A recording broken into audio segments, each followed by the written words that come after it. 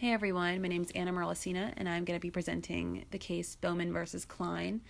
I entitled my presentation Just Desserts, and you're going to see why here in a second.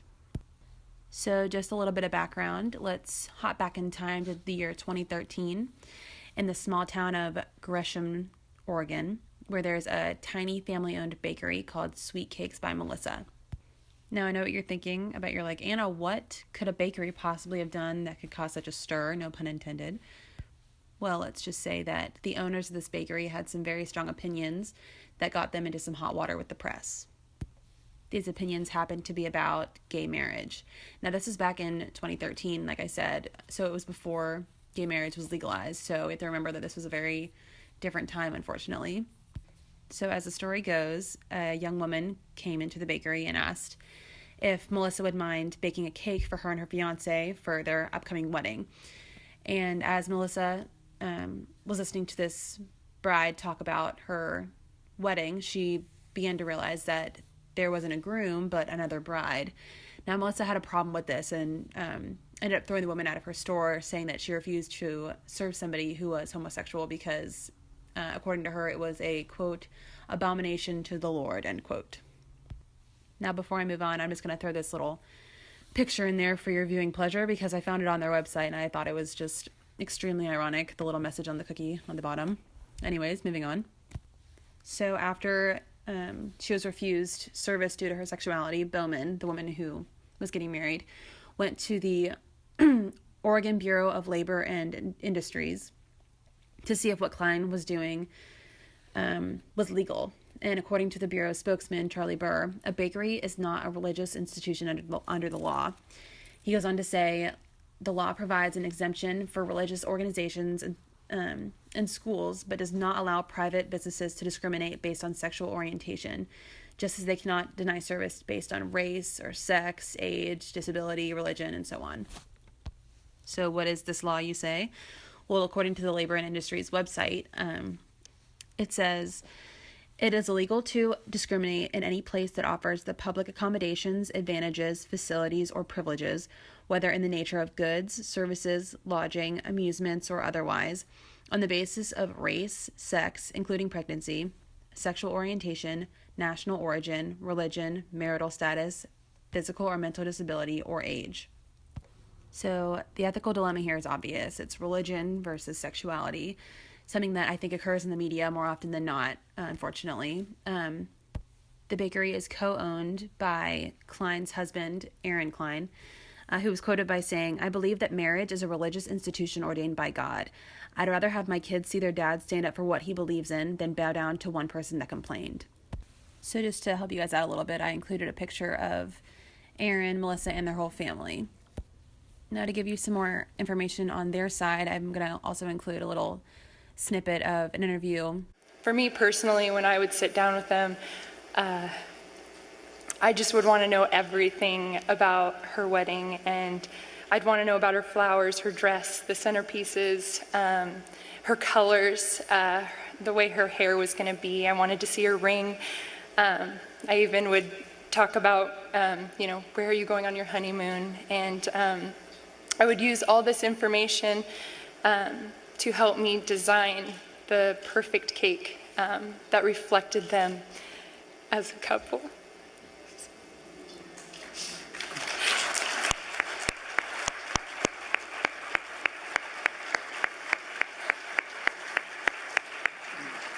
Sorry, I don't mean to get emotional.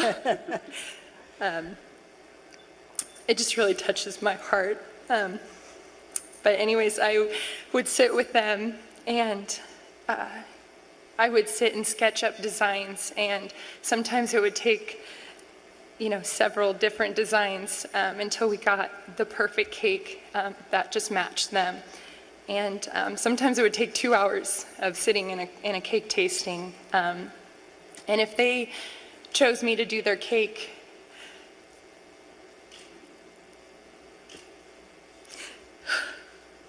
I'm sorry. Sure.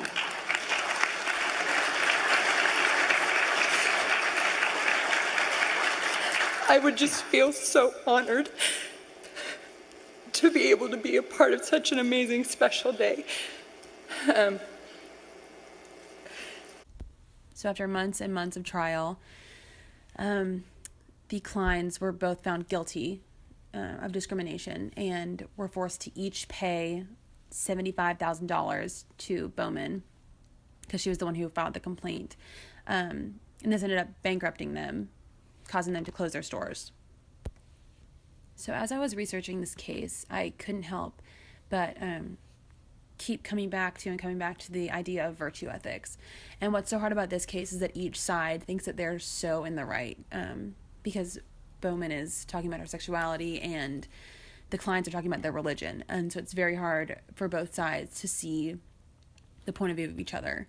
And that's the whole idea of virtue ethics, is that people are focusing on their personal and inward behaviors rather than the outward, which then also obviously ties into the whole idea of like moral relativism, because it has the whole Christian aspect and because it has to do with the Kleins think that they are morally obligated to refuse the service of the homosexual couple because of their religion and because they think it's wrong and because it's what they've learned in the church, because it's God's law, you know. They don't see the bigger picture that it is against the law to discriminate against somebody for that purpose. The only difference here between that and moral relativism would be that whole ideology is the whole, you have it your way, I have it my own way, but there is no right way, because they each think that they are in the right. So what's so interesting about this case is that there are two different sides that took very different stances, PR-wise. On the first side for Bowman, she went directly to the press and gave her whole story and told them about how she was being discriminated against and just kind of put the word out there. Whereas from the opposite side, the Kleins held back until they were come for by Bowman, and then they decided to go not just to local media, but they decided to go bigger and go to C-SPAN and those big networks to really get their side out there. So from a strictly PR standpoint, they both went their separate routes and tried to tackle the situation best they could, with Bowman doing interviews for magazines and newspapers and the Kleins doing it on television. They both did a really good job of putting their side out there for the public to decide on their own who was in the right and who was in the wrong.